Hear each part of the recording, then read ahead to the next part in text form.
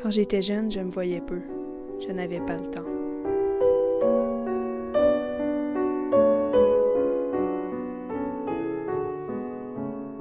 C'était le bon temps de la beauté non faite de canon,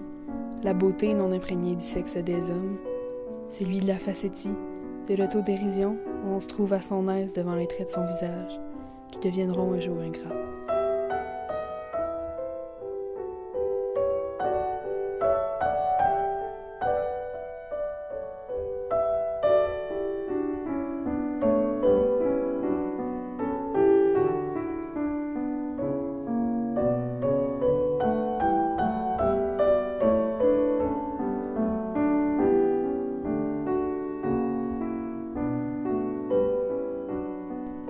En un éclair de merveille du monde, je pouvais voir dans les miroirs des salles de bain d'adultes une tête blonde au regard bleu qui ne voulait rien d'autre que se saluer au passage.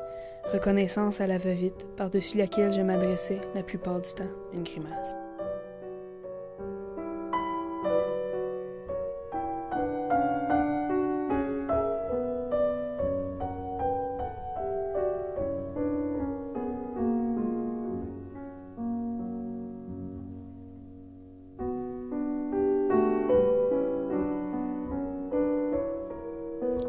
C'était le temps où ça fait plaisir de s'enlaidir, pour rire.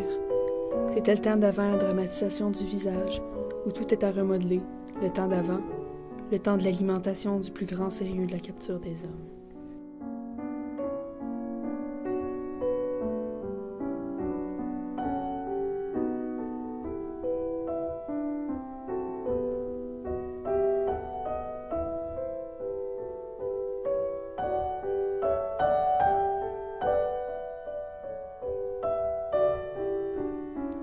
Elle avait envie de parler des images comme des cages, dans un monde où les femmes, de plus en plus nues, de plus en plus photographiées, qui se recouvraient de mensonges, devaient se donner des moyens de plus en plus fantastiques,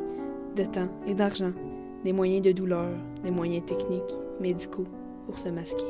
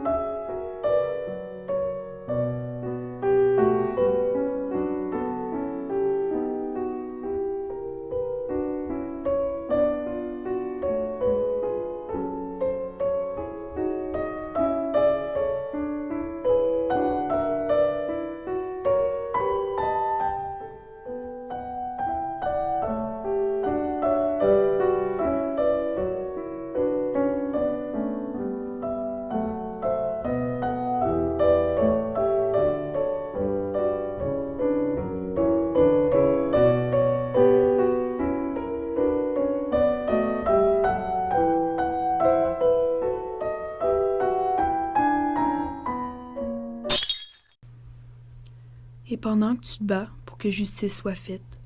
je cours les boutiques et les chirurgiens. Et car il ne sert à rien d'avoir du courage lorsqu'on est vieille, et puis la jeunesse demande tellement de temps, toute une vie à s'hydrater la peau et à se maquiller, à se faire grossir les seins et les lèvres, et encore les seins parce qu'ils n'étaient pas encore assez gros, à surveiller son tour de taille et à teindre ses cheveux blancs en blond, à se faire brûler le visage pour effacer les rides, se brûler les jambes pour que disparaissent les varices, enfin, se brûler tout entière pour que ne se voient plus les marques de la vie, pour vivre hors du temps et du monde, vivre morte comme une vraie poupée de magazine en maillot de bain, comme Michael Jackson dans la solitude de sa peau blanche, enfin, mourir de n'être jamais tout à fait blanc, tout à fait blonde.